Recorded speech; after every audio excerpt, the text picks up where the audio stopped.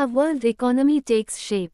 A good place to start is the changing pattern of food production and consumption in industrial Europe.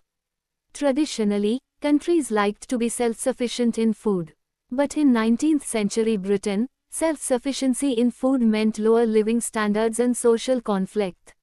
Why was this so? Population growth from the late 18th century had increased the demand for food grains in Britain.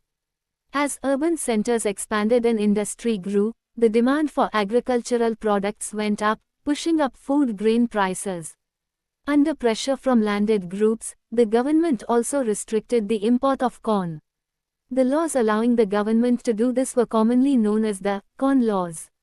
Unhappy with high food prices, industrialists and urban dwellers forced the abolition of the Corn Laws.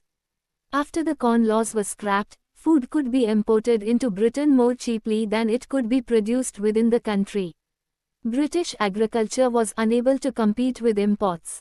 Vast areas of land were now left uncultivated, and thousands of men and women were thrown out of work.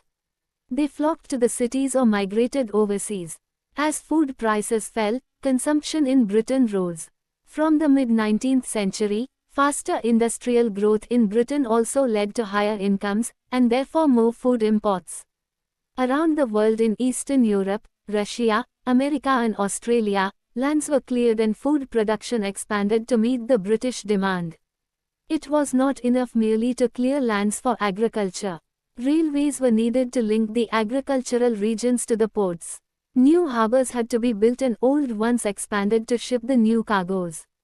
People had to settle on the lands to bring them under cultivation. This meant building homes and settlements. All these activities in turn required capital and labor. Capital flowed from financial centers such as London. The demand for labor in places where labor was in short supply, as in America and Australia, led to more migration. Nearly 50 million people emigrated from Europe to America and Australia in the 19th century. All over the world, some 150 million are estimated to have left their homes, crossed oceans and vast distances over land in search of a better future. Thus by 1890, a global agricultural economy had taken shape, accompanied by complex changes in labor movement patterns, capital flows, ecologies and technology. Food no longer came from a nearby village or town, but from thousands of miles away. It was not grown by a peasant tilling his own land, but by an agricultural worker, perhaps recently arrived, who was now working on a large farm that only a generation ago had most likely been a forest. It was transported by railway,